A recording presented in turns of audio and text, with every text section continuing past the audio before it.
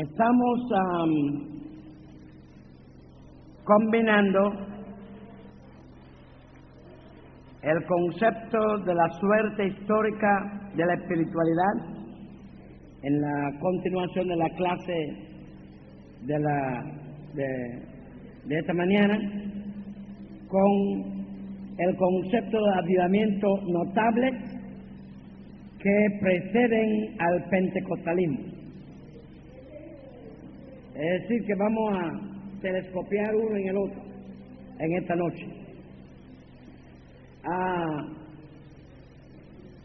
Queremos decir que en esta mañana hemos visto la espiritualidad cómo ha venido siendo afectado desde Edén hasta el Señor Jesucristo, y vimos cómo Satanás atacó por medio del pecado, y vimos cómo a través de Cristo y la cruz del Calvario el problema del pecado fue resuelto, abriendo el paso a que el hombre pueda de nuevo recuperar la espiritualidad.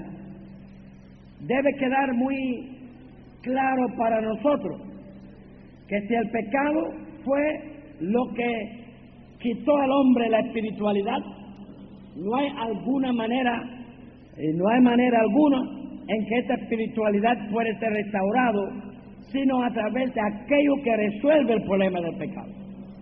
Es decir, que si el pecado mató al hombre espiritualmente, entonces la única cosa que puede devolver la espiritualidad es lo que mata al pecado. Entonces debemos comprender que la iglesia nunca va a ser espiritual sin énfasis en la cruz, que es la única cosa que resuelve el problema del pecado y abre el camino a la espiritualidad. Entonces vemos que en Pentecostés el Señor cumplió la promesa que Él había hecho en el tiempo de Israel, el pueblo de Israel. El Señor cumplió su promesa y derramó su espíritu. Ahora, casi siempre cuando se habla de Pentecostés, se asocia a Pentecostés con el Espíritu Santo, porque es lo más espectacular que ocurrió en Pentecostés. Pero es un error asociar a Pentecostés solamente con el Espíritu Santo, porque debemos comprender, como dijimos esta mañana, que cuando Dios dice derramaré mi espíritu en los últimos días, la razón por la cual Él tenía que esperar los últimos días era porque Él tenía que esperar la cruz. Entonces, como Él tenía que esperar la cruz para derramar el Espíritu Santo, el derramamiento del Espíritu Santo está íntimamente ligado con la cruz, y por tanto no puede haber Pentecostés sin cruz, y no puede haber cruz sin Pentecostés. Es decir, si la cruz hizo su obra, el Espíritu se derrama, y el Espíritu nunca se va a derramar donde la cruz no hizo su obra. De modo que en Pentecostés está la cruz y el Espíritu muy íntimamente ligados. Además, tenemos que comprender que el Espíritu Santo no actúa por cuenta propia, como hacen algunos profetas, como dice el pastor Semore, profetas por cuenta propia, y por cosas por el estilo. El Espíritu Santo es la tercera persona de la Trinidad, pero siempre cuando actúa es enviado por el Padre o por el Hijo. El Espíritu Santo no actúa por cuenta propia. Entonces es muy importante que usted sabe y usted tenga en cuenta que el Espíritu Santo, dice la Biblia, llega a nuestra vida enviado por el Señor Jesucristo. Jesucristo dice, yo os bautizaré en el Espíritu Santo. Y quiero que ustedes piensen eso, que usted no puede tener una relación con el Espíritu Santo separado de Cristo, porque Cristo es quien te bautiza en el Espíritu Santo. Entonces, muchas veces la gente separa a Cristo y separan el Espíritu, y dice, oh Espíritu, venga sobre mí, oh Espíritu, lléneme. Y cuando dice Cristo, allá, el que tiene agua viva, ¿y esa agua viva quién es? Es el Espíritu y la obra que Él derrama en nuestra vida. El que quiere beber, venga a mí. Y no dice, corra el Espíritu Santo y diga al Espíritu Santo que te llene. Dice, venga a mí. ¿Por qué venga a mí? Porque yo soy el que te voy a bautizar en el Espíritu. Entonces, es un error muy grande dejar a Cristo a un lado y llevar a la gente al Espíritu Santo, porque el Espíritu Santo va a venir a tu corazón cuando Cristo le envía a tu corazón. Entonces, encontramos que Pentecostés no se puede asociar exclusivamente con el Espíritu Santo. Tenemos que asociar a Pentecostés con Cristo, y el Espíritu Santo es Cristo bautizándonos en el Espíritu, Cristo derramando su Espíritu en nosotros. Además, Él dijo que cuando yo voy al Padre, yo tomaré el Espíritu y lo enviaré. Ahora, encontramos que la primera iglesia tenía una relación muy personal con el Señor Jesucristo, y Jesucristo bautizó a los primeros cristianos en el Espíritu Santo, dando lugar a que ellos tuvieran una espiritualidad. Y en el libro de los Hechos encontramos el resultado, la espiritualidad de la iglesia apostólica. Ahora, alguien ha dicho que los Hechos de los Apóstoles podía también llamarse los Hechos del Espíritu Santo, y yo pienso que sí es verdad. Los Hechos de los Apóstoles bien podían ser los Hechos del Espíritu Santo, porque el Espíritu Santo obrando a través de los apóstoles era el Espíritu Santo obrando a través de la primera iglesia. Ahora, nosotros debemos comprender también que los apóstoles estuvieron recibiendo enseñanzas, estuvieron recibiendo muchas cosas de parte del Señor antes de nacer de nuevo.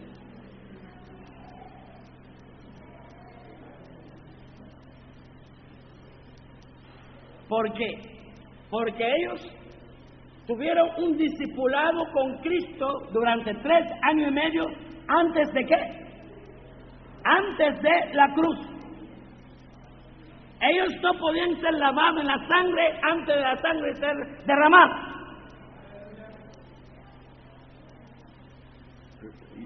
Eso es lógico, ¿verdad? Ellos no podían ser lavados en la sangre antes de la sangre ser derramada. Y ellos no podían nacer de nuevo antes de la cruz del Calvario. De modo que encontramos que los apóstoles estaban haciendo muchas cosas sin ser nacidos de nuevo y sin ser lavados en la sangre de Cristo. Entonces, después que Jesucristo murió en la cruz del Calvario y Él fue a ellos en aquel lugar, aquella casa donde estaban, dice, sopló sobre ellos y dijo, recibid el Espíritu Santo. No hay ninguna cosa que el Señor Jesucristo hace que no tiene un profundo significado. Y hay una razón. Jesucristo podía decir recibir el Espíritu Santo sencilla y llanamente, sin soplar. ¿Por qué Él hizo ese gesto de soplar sobre ellos?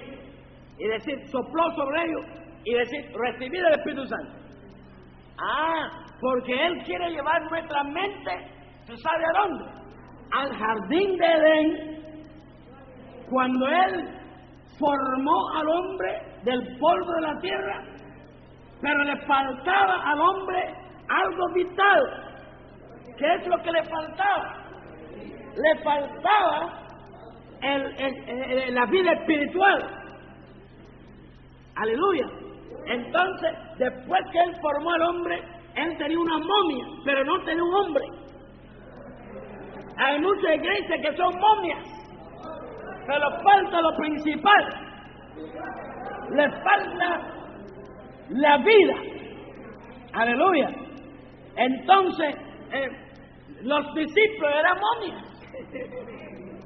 Cristo lo había organizado, lo había enseñado, tenían teología, tenían obra misionera, tenían discipulado, tenían todo tipo de cosas, pero les faltaba lo principal. No estaban lavados en la sangre y no había sido derramado sobre ellos el Espíritu Santo. Así están muchas iglesias. Están en una etapa pre-evangélica, al igual que los discípulos antes del Calvario.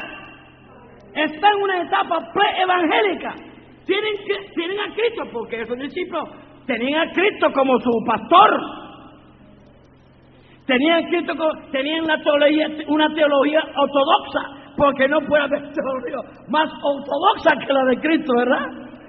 Tenían teología ortodoxa, tenían al mejor pastor del mundo, hasta milagros tienen. Hay quien piensa que por tener milagros eso quiere decir que andan bien. ¿Quién ha dicho eso? Si hay más milagros en el Antiguo Testamento registrados que en el Nuevo Testamento. Así que eso no quiere decir mucho milagro, en ningún momento quiere decir que son muy espiritual, porque en el Antiguo Testamento la espiritualidad no existía. Ahora, encontramos que los milagros no son señales de espiritualidad. Los dones no son señales de la espiritualidad, porque dones existían en el Antiguo Testamento, sanidades existían en el Antiguo Testamento, milagros existían en el Antiguo, y nadie ahí estaba lavado en la sangre, y nadie estaba nacido de nuevo, y nadie tenía espiritualidad. Ahora, la espiritualidad está asociada exclusivamente con la cruz. Es cuando la cruz hace su obra resolviendo el problema del pecado, que el Señor derrama su Espíritu adentro de nosotros. Entre tanto que la cruz no hace su obra en nosotros, dice la Biblia, el Espíritu Santo está con nosotros. Jesucristo le decía a sus discípulos que Él está ahora con ustedes, pero estará en ustedes. Lo que convierte el con en es la cruz. Entonces, entre tanto que nosotros estamos derramando carismatismo, dones y milagros, estamos todavía en donde estaban los judíos. Estamos haciendo lo mismo de los judíos. Milagros, señales, dones y todas esas cosas. Ellos tenían mucho más. Pero hasta que la cruz no hace su obra en usted o en su iglesia, usted está donde estaban ellos, con el Espíritu Santo. Pero sobre la cruz convierte el con en en. Y que el Espíritu Santo pasa a estar dentro de nosotros. Los judíos veían al Espíritu Santo hacer milagros en muros que cayeron, milagros en mares que se abrieron, milagros en sus cuerpos, milagros en ríos. Todos esos milagros eran materiales. Los judíos no eran espirituales, era un pueblo carnal. Tenían el Espíritu con ellos, no lo tenían adentro. y los milagros que veían eran milagros materiales, milagros en su cuerpo, milagros en ríos, milagros visibles, milagros en cosas materiales, prosperidad material. La promesa de ellos era material. Tu tierra será sanada, su ganado será esto, su lo otro. Es decir, era un pueblo material, con promesas materiales, con bendiciones materiales, con señales materiales y prodigios materiales. Y hay muchas iglesias que no pasan de eso. Eso es donde viven, donde están, donde estaban los judíos. Ahora, usted no puede pasar de estas cosas materiales hasta que la cruz no haga su obra y usted ha sido lavado en la sangre y el Espíritu Santo derramado no está con usted, sino está dentro de usted.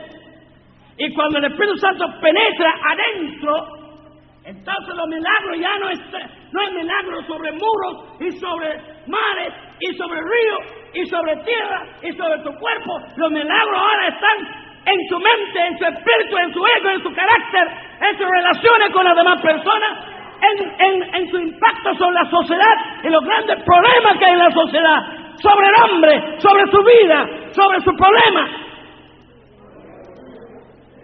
Para el Espíritu Santo obrar en el hombre, obrar en su vida, obrar en su problema, obrar en su destino, en su futuro, el Espíritu Santo tiene que pasar adentro. Entre tanto que está afuera, obra en lo material, pero cuando penetra adentro, obra sobre el hombre, su condición espiritual y moral, su condición social y sobre su destino. Ahora, esto es lo que es típico de la iglesia. Eso es lo típico de la iglesia. Cuando usted lee el libro de los apóstoles, eso es lo que usted ve.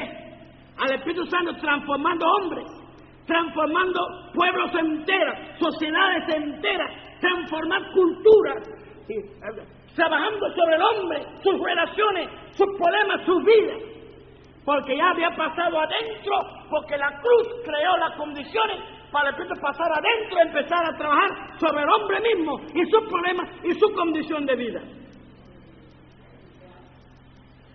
Ahora, tenemos que tener cuidado de que no retrocedemos al judaísmo y estamos manifestando mucho poder material y nos vemos impotentes para hacer nada por el mundo en sentido espiritual y moral ante los grandes problemas que está acabando con la humanidad. Porque la cruz vino para eso y el Espíritu fue derramado para eso. Ahora encontramos que la palabra espiritualidad fue primeramente aplicado a cristianos.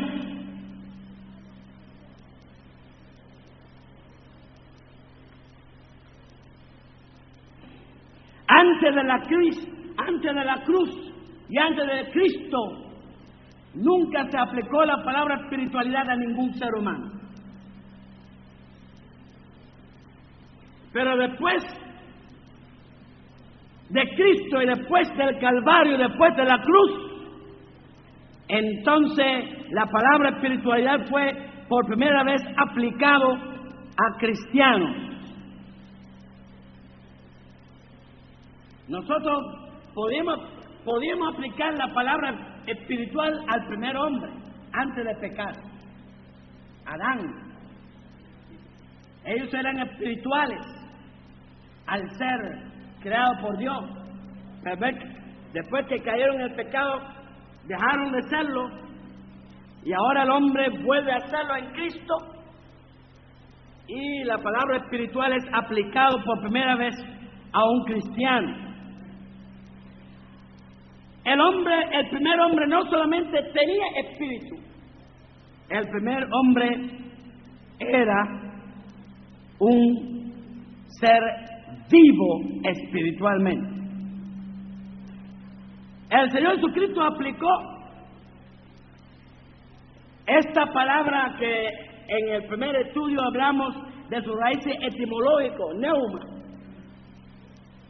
hablando de viento. Y el Señor Jesucristo utilizó este sentido etimológico indirectamente de la palabra Neuma al hablar con Nicodemo y le dijo, cuando Nicodemo le dice, ¿cómo yo puedo volver a nacer si ya yo soy viejo? Nicodemo estaba pensando en reintegrarse a la matriz de su madre, y él dice, bueno, eso es un poco difícil. Yo soy un viejo, ¿cómo yo voy a volver a la matriz de mi madre? Entonces el Señor le dice, ese no se trata de un problema físico. Cuando usted nació la primera vez, naciste carne. Pero estamos hablando ahora de espíritu. Lo que es nacido de la carne es carne, pero lo que es nacido del espíritu es espíritu. Entonces, la palabra de Nicodemo es cómo eso, cómo lo otro. Y Cristo se echó mano de la raíz etimológica de la palabra Neuma y dice, el viento sopla por aquí y por allá, y cuando usted lo siente aquí, usted no sabe de qué lugar vino. Solamente sabe que te está dando fresco. Sabe que te está dando fresco y sabe que se cuelga una ropa mojada, al poco rato está seco. Pero si alguien te pregunta de cómo se formó y dónde se formó y de dónde vino, usted no puede explicar nada. Solamente usted sabe que cuando hay viento, usted se puede aprovechar y darse un buen fresco y secar la ropa. Entonces él dice, eso es así. Tú no puedes explicar los fenómenos del viento, pero tú haga uso del viento para lo que tú sabes que el viento es efectivo. Tú sabes lo que el viento puede hacer.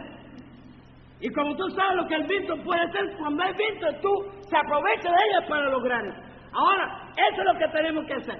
Sabemos que donde la cruz ha hecho su obra, el viento del Espíritu va a soplar. ¡Aleluya! Donde la cruz hace su obra en el corazón, donde la cruz hace su obra en un pueblo, donde la cruz hace su obra en una familia, en una casa, donde quiere que la cruz hace su obra, el Espíritu va a soplar. No tenemos que saber cómo explicarlo, lo que sí tenemos que tener la fe para aprovecharlo. Gloria a Dios. Tener la fe para aprovecharlo. Y la fe básica del Evangelio es que si yo me arrepiento de mi pecado y estoy perdonado y lavado en la sangre, el viento del Espíritu va a empezar a soplar en mi vida. En Pentecostés también está el uso de la etimología. Dice, sopló viento recio. Aleluya. Recio quiere decir potente, poderoso. La gente sintió, no veían nada ni palpaban nada, pero estaba la fuerza poderosa de esos vientos recios que estaban simbolizando que allí estaba moviéndose el Espíritu, porque Cristo había hecho su obra en la cruz del Calvario. Los corazones habían recibido esa obra y ahora estaban soplando los vientos recios del Espíritu. Hermanos, ¿cuántos vientos recios no puede soplar aquí en Cuba? Si nosotros somos fieles en predicar la cruz del Calvario.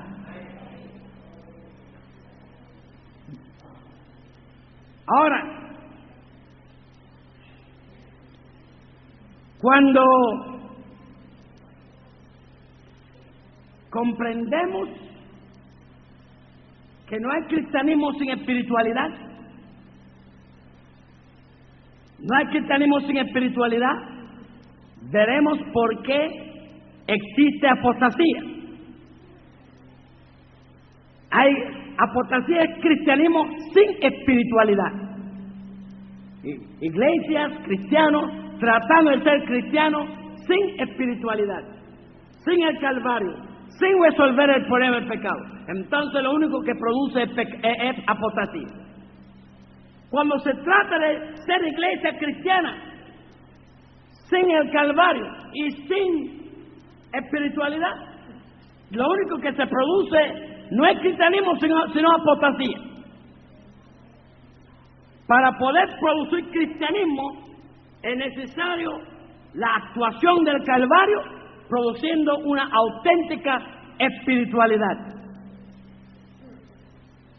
Algunas veces leemos libros que manifiestan que existe la espiritualidad cristiana, que existe la espiritualidad hindú, que existe la espiritualidad de otras religiones, y que el cristianismo es una variedad de espiritualidad entre muchas otras espiritualidades. Pero eso no es cierto.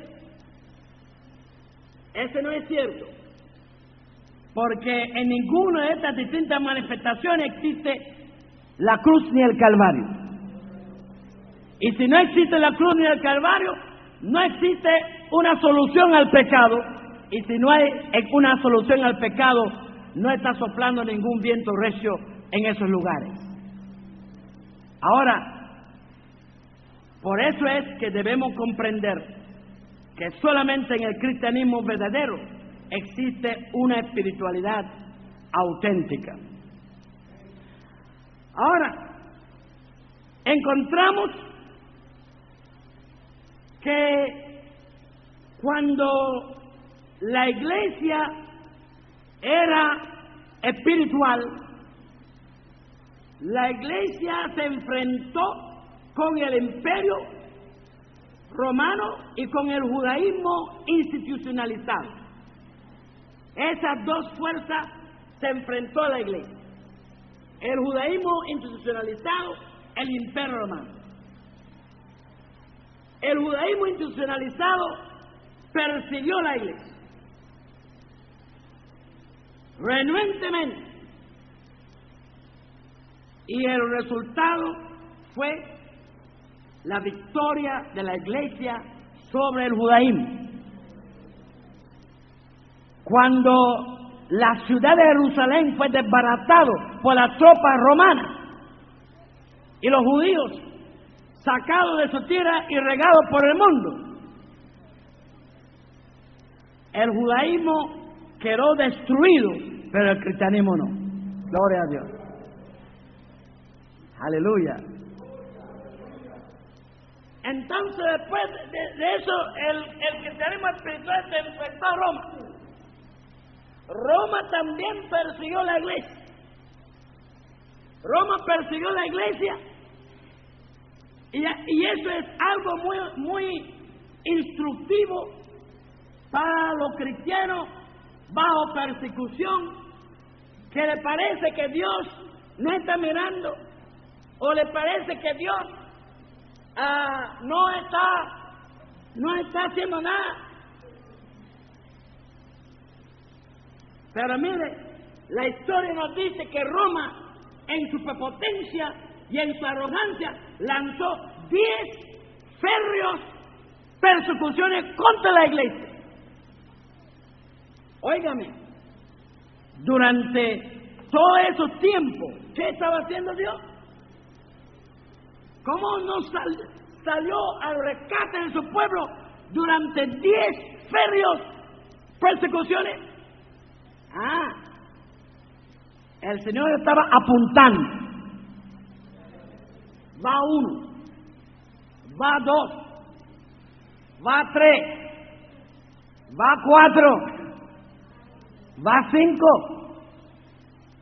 Los enemigos se embullan cuando ven que hacen al pueblo de Dios y no pasa nada. Se van embullando. Pero ellos no saben que mientras que Dios no está haciendo nada, aparentemente está apuntando. Entonces, cuando llegó a 10, Dios le dice a las tribus alemanes que estaban en las estepas de Armenia: vengan para acá. Y bajó la primera horda alemán a lanzar su ataque y dice Dios, va uno. Y viene el segundo, dice Dios, va dos. Viene el tercero, y dice Dios, va tres. Y dice, va cuatro, va cinco. Y por cada una de las 10 persecuciones, hubieron 10 hordas alemanes que acabaron con el Imperio Romano. Por 10 persecuciones, 10 tribus alemanes.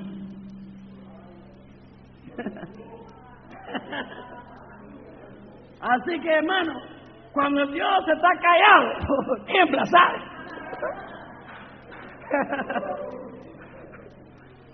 Cuando Dios está callado, tiembla, porque va a pagar hasta la última gota.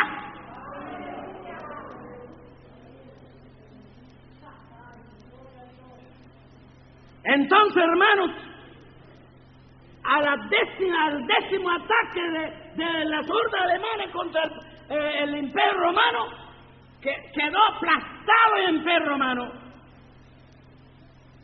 y Dios puso a un obispo donde estaba el emperador. ¿Qué te parece? Pero sin embargo, esa victoria que la iglesia ganó, ¿cómo lo ganó? La iglesia no ganó esa victoria por medio de la política, no ganó esa iglesia por medio del prestigio cultural, no ganó esa historia por medio de armas militares, tropas. La iglesia ganó esta guerra con Roma por medio de la espiritualidad. Hermanos, hace falta que nosotros sacamos lecciones, porque la espiritualidad parece una cosa,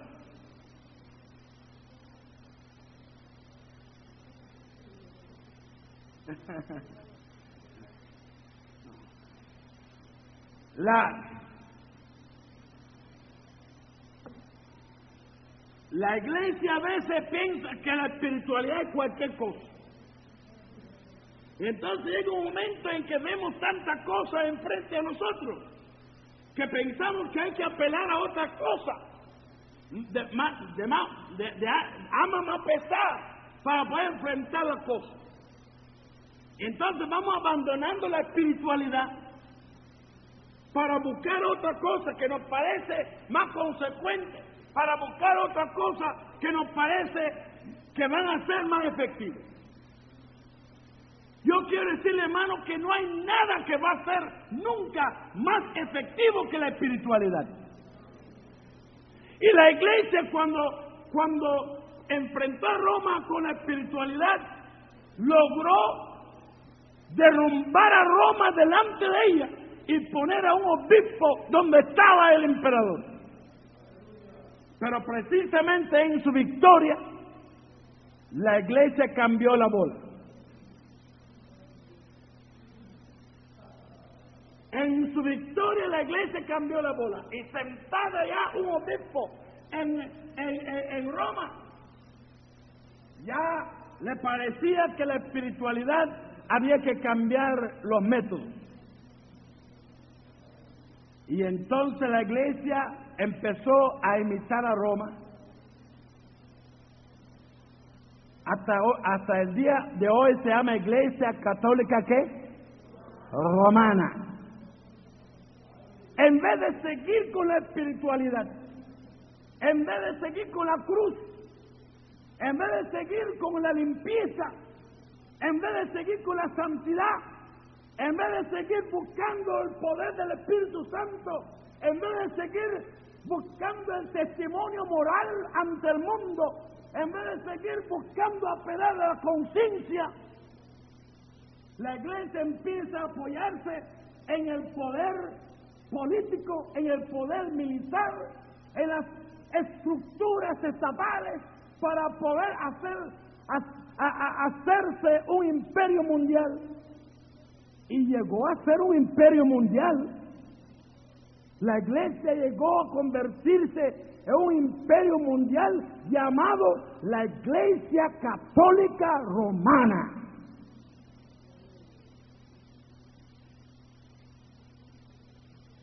Pero ¿dónde estaba la espiritualidad? La espiritualidad brilló por su ausencia, porque ya la iglesia no estaba apoyado en la cruz, ni estaba apoyado en la sangre, ni estaba apoyado en la santidad, ni estaba apoyado en la moral, ni estaba apoyado en lo que el Espíritu de Dios puede hacer con los cristianos, con la iglesia, sino estaba apoyado en estructuras estatales, en poder político, en poder militar, en todo ese tipo de cosas. Llegó a ser un imperio, pero ya la iglesia no tenía poder para transformar vidas. Ya los vientos del Espíritu no estaban soplando en la iglesia. Ya los corazones no estaban siendo transformados. Las relaciones humanas no estaban siendo cambiadas. La vida humana no estaba siendo transformada. Porque solo puede ser el hombre transformado y las relaciones humanas ser transformadas y la vida humana ser transformada a través de una iglesia que tiene espiritualidad, que tiene vida espiritual y que ofrece vida espiritual.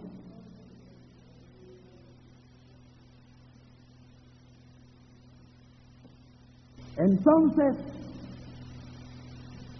en Europa se desarrolló una comunidad intelectual que tenía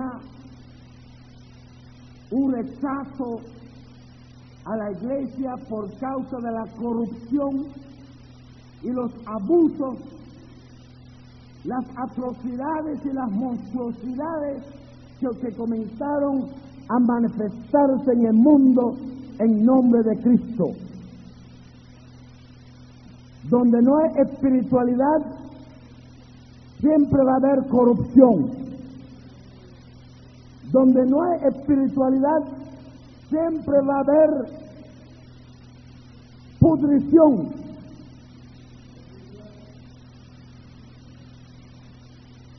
Porque al igual que el cuerpo, cuando pierde la vida, se corrompe y se descompone,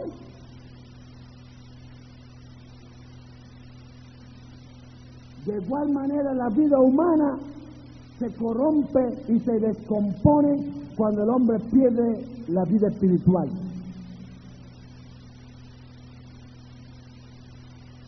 Es más, se puede decir que la descomposición de la personalidad humana, la descomposición moral de la personalidad humana y de la sociedad humana no es más que el paralelo de la descomposición del cuerpo cuando no tiene vida. El pecado es descomposición, el pecado es corrupción, el pecado es podrición. Y la razón por la cual hay podrición de composición en el hombre en su vida es porque ha perdido la espiritualidad, ha perdido la vida espiritual. Si nosotros nos empezamos a apoyar en otras cosas que no sea la cruz y no sea la limpieza y no sea el Espíritu Santo actuando a través de nosotros y a través de la iglesia, y empezamos a apoyarnos en otras cosas, no vamos a poder evitar que nos pase a nosotros hoy día lo mismo que pasó en el catolicismo, que yéndose la espiritualidad, entrando la corrupción, la descomposición, la podrición. ¿Y cuál fue el resultado? Que esa intelectualidad de Europa, espantada ante una iglesia imperial mundial, vestido de túnicas de sacerdotes, y detrás de la cortina del telón de la piedad, la corrupción, la descomposición, la podrición el abuso el cometimiento de tanta monstruosidad. Estos intelectuales dejaron de prestar oídos al Evangelio, dejaron de prestar oídos a la palabra de Dios, porque ya no creían en lo que la iglesia estaba diciendo, y ahí es la causa del renacimiento. Ustedes que han estudiado la historia saben que el renacimiento es el renacimiento de la cultura clásica, de los desengañados de la cultura de la iglesia católica, los que se sintieron decepcionados ante aquellos fenómenos que se estaban produciendo en la iglesia, empiezan a buscar alimento para su mente en los clásicos de Grecia y de Roma, y entonces al empezar a desarrollar la filosofía y la cultura de Grecia y Roma, entonces hubo un renacimiento cultural. Pero dentro de ese renacimiento cultural estaba el antagonismo de la iglesia, estaba el antagonismo al cristianismo, estaba el antagonismo a lo espiritual. Y yo digo muchas veces que botaron al bebé con el agua sucia.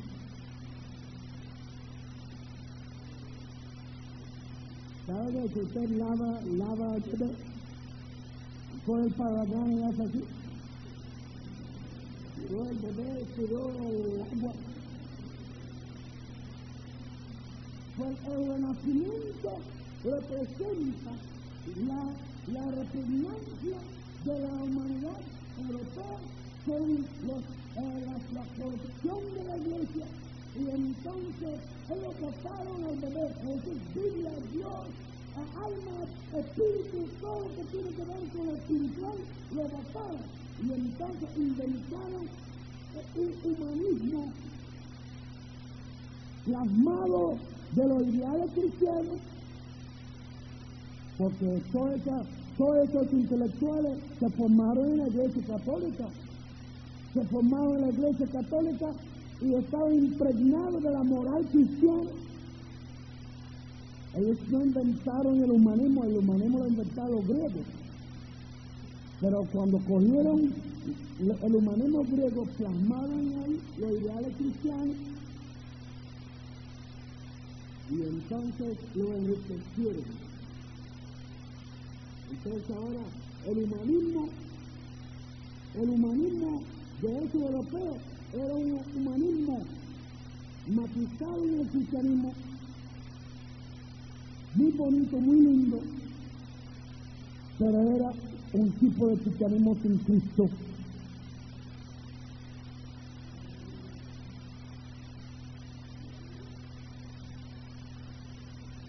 Entonces, de ahí empieza las filosofías del mundo moderno a fundarse en el humanismo, a fundarse en el liberalismo y todo ese cisma en la cual, con que no voy a hablar, parecen cristianos. Habla de la humildad que debe tener, la abnegación, de la atención que debe tener el pobre, y el sacrificio, que todos somos iguales. Hay que luchar por el hombre humilde, y hay que luchar. El lenguaje de ellos, ¿por qué? Porque son los días cristianos de la iglesia católica inventando un humanismo con los ideales del cristianismo que ellos recibieron. Rechazaron la iglesia a Dios, a Cristo, el Espíritu Santo de la Biblia, pero quedaron con ese herencia, lo plasmaron en un humanismo griego, formaron un humanismo lindo y bonito. Hasta el día de hoy, cuando oye a los humanistas hablar, si usted no se aguanta, usted va al altar. Usted va a estar llorando.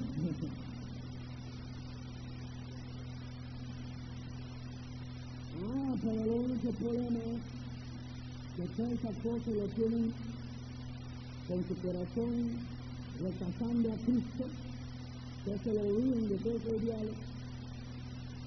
Y si tú rechazas a Cristo, que es la que tiene que limpiar al hombre para que esa cosa sea posible, pues esa cosa no puede llegar a ser posible sin que la cruz haga su obra en el corazón del hombre. Sin que la cruz haga su obra en el corazón del hombre, abre el camino que el Espíritu Santo entre el corazón del hombre y que el Espíritu Santo haga la transformación y la regeneración y el nuevo nacimiento para que esta cosa pueda llegar a plasmarse en su vida. Rechacen a Cristo y la cruz y todo el Espíritu, que son los que tienen que crear las condiciones para esta cosa. Entonces, la única otra alternativa que le queda es el futuro.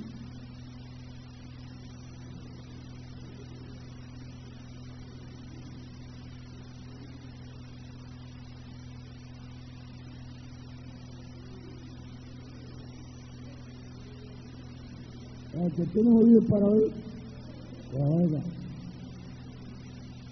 El hombre nada más que tiene dos alternativas, la cruz o el futuro.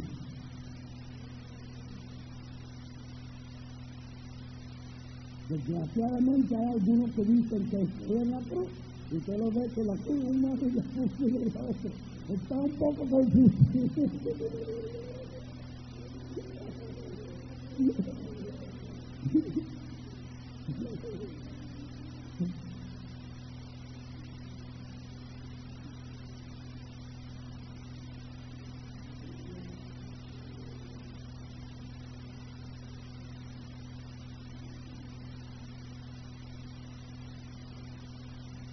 Entonces Dios levantó a Martín Lutero. Aleluya. Y Martín Lutero se opusó con la Biblia. Dime tú, un profesor de una iglesia, de una universidad cristiana,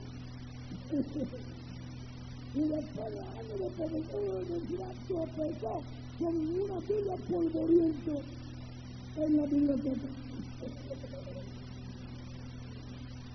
Imagínense qué espiritualidad tendría esta iglesia en ese tiempo. Ya tenía se opusó con una Biblia. ¿Qué opusó? La Biblia de que le dio en la nariz. Dice,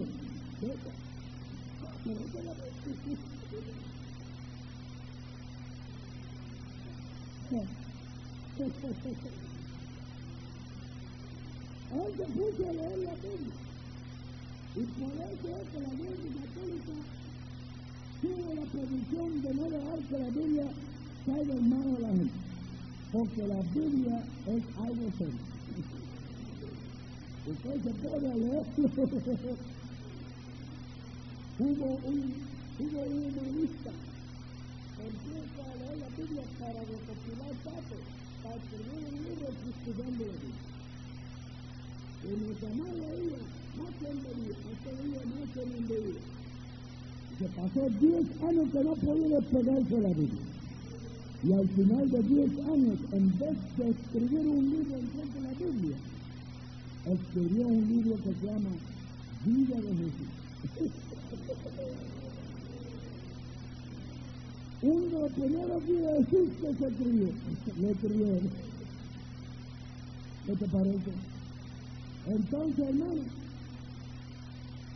Dios levantó el Eterno, se puso a leer la Biblia, al Espíritu Santo empezó a aclarar de que la iglesia había dejado su espiritualidad y se había empezado a apoyar en otras cosas, y que la vida cristiana es por la fe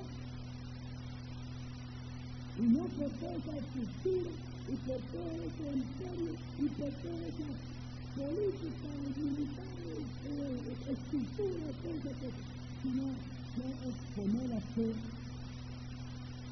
en Cristo, la fe en lo que la cruz puede hacer por nosotros, la fe en lo que la gracia de Dios puede hacer en nuestra vida, la fe en lo que el Espíritu Santo puede hacer en el corazón humano, la fe en lo que el Espíritu Santo puede hacer en la sociedad humana,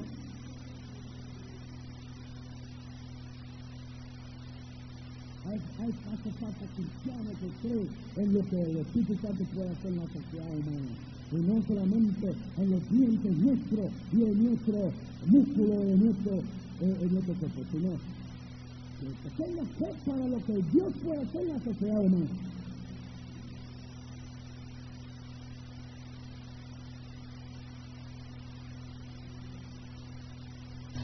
Y Lutero empezó a propagar los escritos que él estaba escribiendo, los estudios bíblicos que él estaba extrayendo de ese estudio de la Biblia. Y como había mucho hambre, porque había mucha escritura y mucha política, muchas cosas, pero no había elemento espiritual, la gente estaba hambrienta y por toda Europa los escritos de todas esas tendencias por todas partes. Porque había esa cosa, algo espiritual. ¿Y qué pasó? Que el Papa vio a Lutero como un tío excéntrico escribiendo muchos papeles. Puede decir que está ya viejo ya. Ahorita, como estamos, lo quitamos de arriba. Pero cuando el Papa llegó a molestarse, bien molestado por algo que hizo Lutero, cuando él, los 90 tesis, él lo clavó ahí en la puerta de aquella iglesia, diciendo todos los puntos por donde la iglesia católica se había desviado de la línea espiritual. Eso sí que no. Entonces puso como idea de Lutero pensando que estaba promulgando uno. Y porque empezaron a vigilarse a Lutero. El Papa no sabía que en todo el país de Europa había levantado multitudes alimentándose con la palabra de Dios.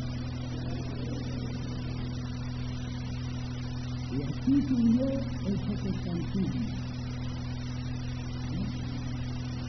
El protestantismo surgió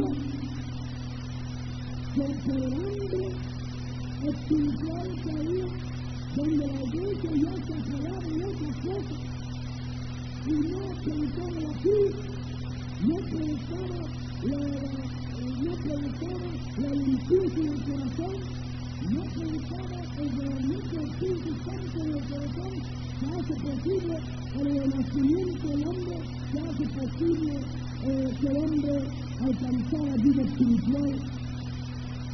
Solo vida espiritual satisface la necesidad espiritual del mundo.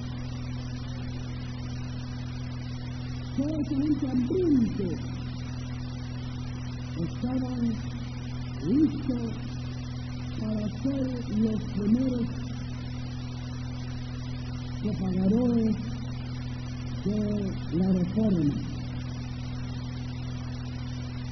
Pero la reforma fue un fenómeno que debe frenarse. Es decir, empezó predicando la fe en Cristo, en la obra que Cristo hizo en el hombre, pero en aquel tiempo había mucha hostilidad con la iglesia, con Roma, fatal. Y la gente viene en la reforma una manera de ligar la reforma con sus aspiraciones políticas y utilizarla para el derecho a la paz. Entonces, muchos países de Europa, muchos príncipes y circos y sangre y todo ese tipo de gente empezaron a volverse protestantes para poder utilizar al protestantismo en contra del Papa del imperio papal.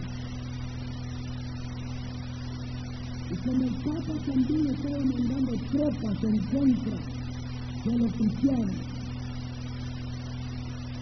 entonces los países que se hicieron protestantes empiezan a utilizar la tropa de los reyes de ese país para defenderse contra el Papa. Ya cuando usted está usando tropas para defenderse, ya tú no estás utilizando los medios espirituales, ¿verdad? Ya empezó a ver que protestantes católicos pueden pasar al mundo. Y la iglesia no tiene tropas, ¿quién tiene tropas? El Estado. Entonces la iglesia acepta que el Estado defiende frente a las tropas católicas, pero cuando esas tropas del duque o del príncipe van a la guerra contra la católica, la iglesia tiene que avanzar cuenta con esa gente. Entonces, esa gente puede como jefes en la iglesia. Así nació las iglesias nacionales de Europa, en la cual toda la sociedad se consideraba cristiana y el jefe de Estado era el jefe de la iglesia. Entonces el protestantismo se repitió a nivel nacional lo que el catolicismo había hecho a nivel internacional. Así, lo que Dios había empezado como un movimiento espiritual de renovación llegó a sonarse por medio de la nacionalización del cristianismo.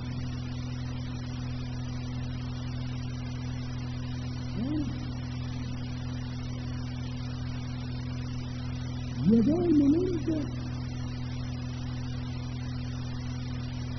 en que empieza a suceder bolsillos de remanentes en Europa y en distintas partes del mundo que empiezan a hablar la vida espiritual, empiezan a hablar avivamiento, igual que nosotros. Y hay dos cosas muy grandes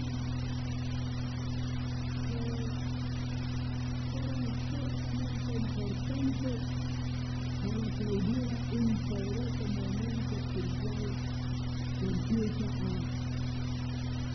regarse por el mundo. Primeramente, el descubrimiento del nuevo mundo. El descubrimiento del nuevo mundo que no estaba mañana por todo este movimiento católico, protestante, decadente, nada de eso, sino una tierra nueva, una tierra dura para ser sembrado por el hombre. Pero también bolsillos de remanentes que empieza a servicio dedicado a la Europa, en la nación, el mundo, de España, y el primer remanente que empieza a hacer impacto fue lo que son llamados los puritanos.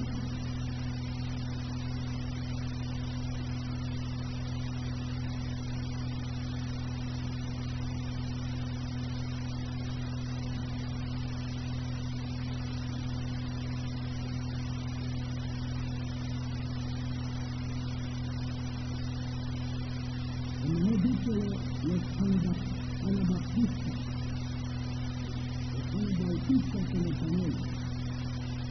Anabautistas quiere decir rebautizadores.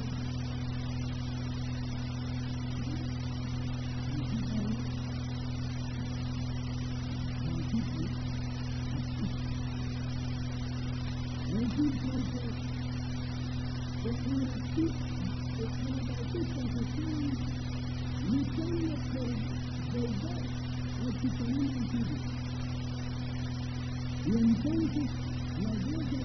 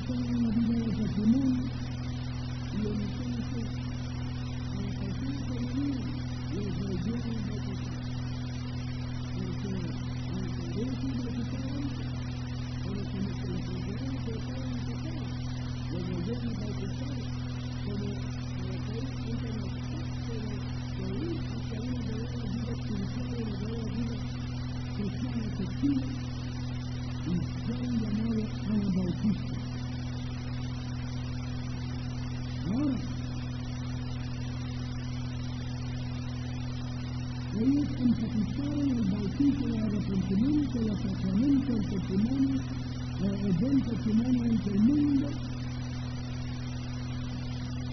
Y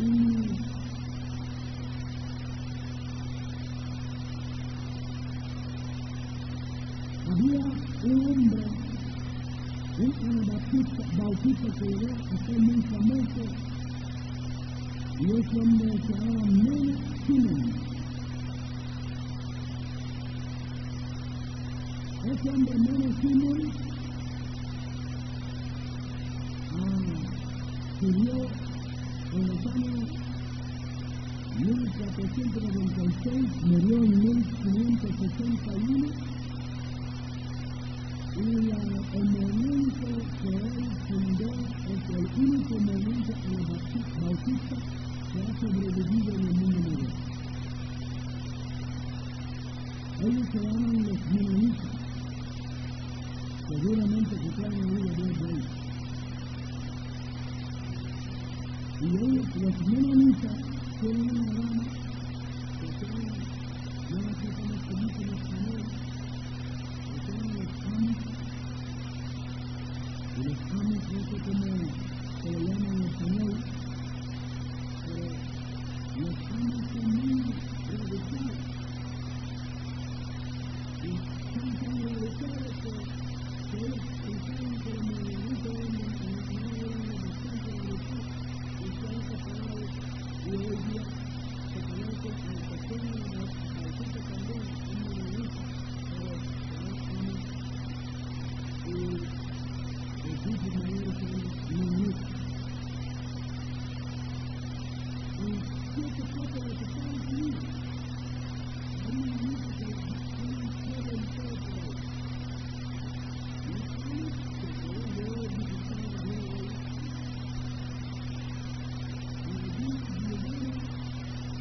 Ellos todavía usan cosas. Solo veo por su cosa, el disco,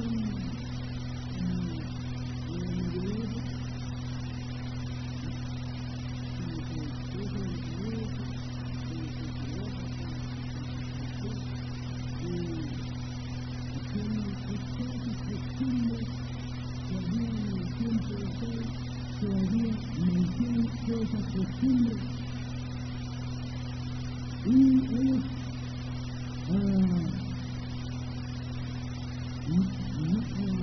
menos que dio el nombre a menonita,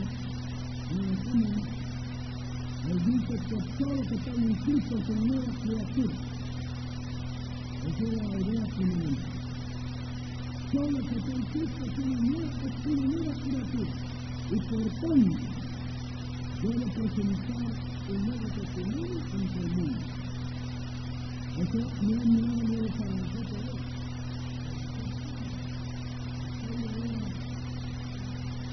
Es una evolución. Ahora,